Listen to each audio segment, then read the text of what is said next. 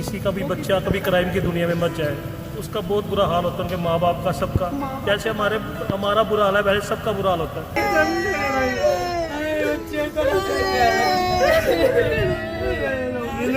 कोई भी बच्चा ना गैंगस्टर बने, कोई गैंग लाइन में ना जाए, माँ बाप के बारे में सोचे, माँ बाप के दिल पे क्या बीतती है।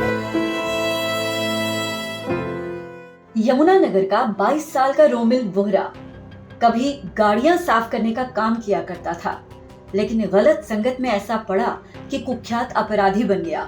स्कूल में शांत रहने वाला रोमिल बदमाशों के साथ फोटो खिंचवाने के शौक के कारण अपराध की दुनिया में धंस गया।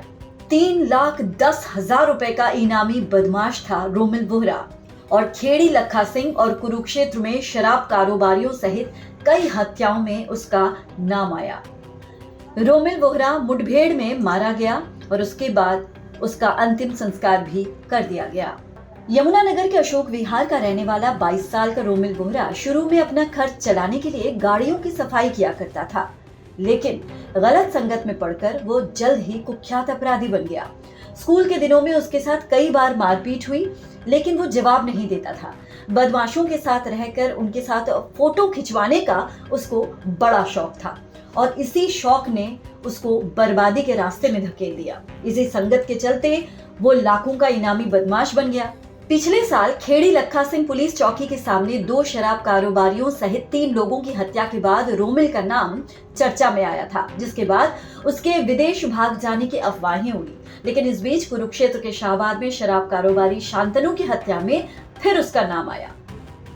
बताया गया कि वो बेखौफ होकर एक के बाद एक लगातार वारदातों को अंजाम दे रहा था। रोमिल बहुत शातिर हो चुका था। घर से फरार होने के बाद से वो लगातार कहीं न कहीं सफर कर रहा था। कभी रोडवेज बस तो कभी ट्रेन से सफर किया करता था। कहा जाता है कि उसके पास फोन जरूर था। सफर के दौरान लोगों से सिम खराब होने का बहाना बनाकर उनका वाईफाई का इस्तेमाल कर साथियों से बात और मैसेज किया करता था। इसीलिए वो पकड़ में नहीं आ रहा था। फायरिंग करने और रंगदारी मांगने के मामले में रोमिल का नाम लगातार सामने आ रहा था।